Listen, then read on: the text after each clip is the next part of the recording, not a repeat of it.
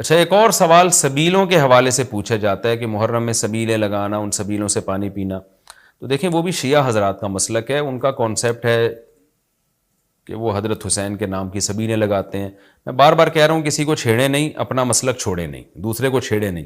یہ میں اہل سنت والجماعت کے لیے مسائل ریکارڈ کروا رہا ہوں کہ ہمارے لیے کسی بھی چیز کے جائز اور ثواب ہونے کے لیے دلیل کی ضرورت ہے.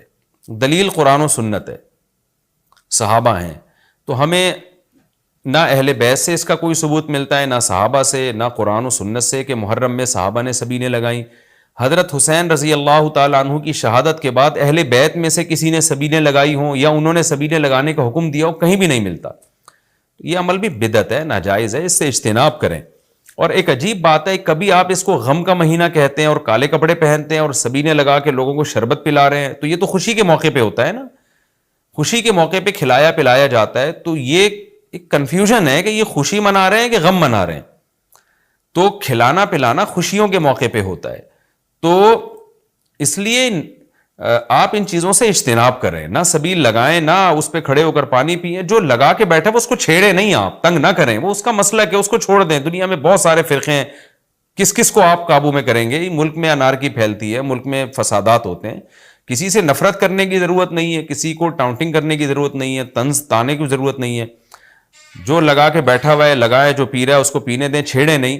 لیکن میں آپ کے لیے یہ کہہ رہا ہوں جو اس وقت میرا پروگرام سن رہے ہیں، اگر آپ قرآن و سنت ہی کو فالو کرتے ہیں، آپ اہل سنت والجماعت میں ہیں، یا تو میں بار بار کہتا ہوں پورے شیعہ ہو جائے نا. پھر آپ ڈبل مسلکوں پہ چلنا تو یہ دنیا میں کسی کا بھی اصول نہیں ہے کہ آدھا ادھر آدھا ادھر، وہ تو کہیں کا بھی نہیں ہوتا. یا تو پورے ادھر ہو جائیں یا پھر پورے اہل سنت والجماعت بن جائیں.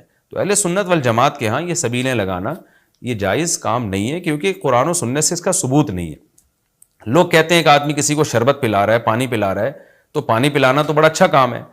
پانی پلانا اچھا کام ہے، پورے سال کسی دن کو خاص کر لینا یہ اچھا کام نہیں ہے.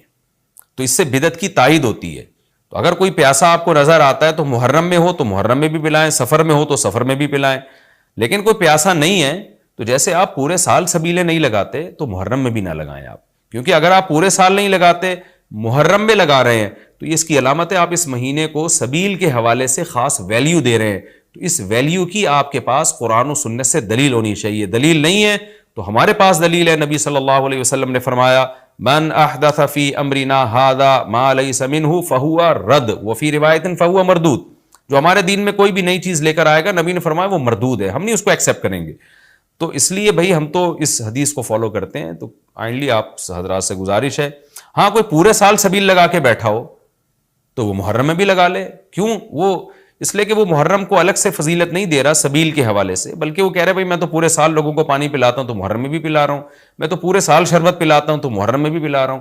لیکن ایک آدمی سال کے 11 مہینے نہیں پلاتا، صرف محرم میں سبیل لگا کے بیٹھا ہے، اس کا مطلب وہ اس مہینے کو سبیل کے حوالے سے زیادہ ویلیو دے رہا ہے. اس ویلیو کے لیے میں نے کہا دلیل چاہیے. دلیل آپ کے پاس اگر نہیں ہے تو پھر وہ حدیث ہے جو ہمارے دین میں نئی چیز ایجاد کرے گا تو وہ چیز مردود ہے. اس لیے اس عمل سے بھی اجتناب کریں. دیکھیں جنت میں جانے کے لیے ہمیں وہ کام کرنے پڑیں گے جو اللہ رسول نے بتائے ہیں، اور اس میں اپنی طرف سے ایڈیشن کرنا یہ ناجائز ہے. اس عمل کو شریعت میں بدعت سیئہ کہا جاتا ہے. اللہ تعالی ہماری حفاظت کرے.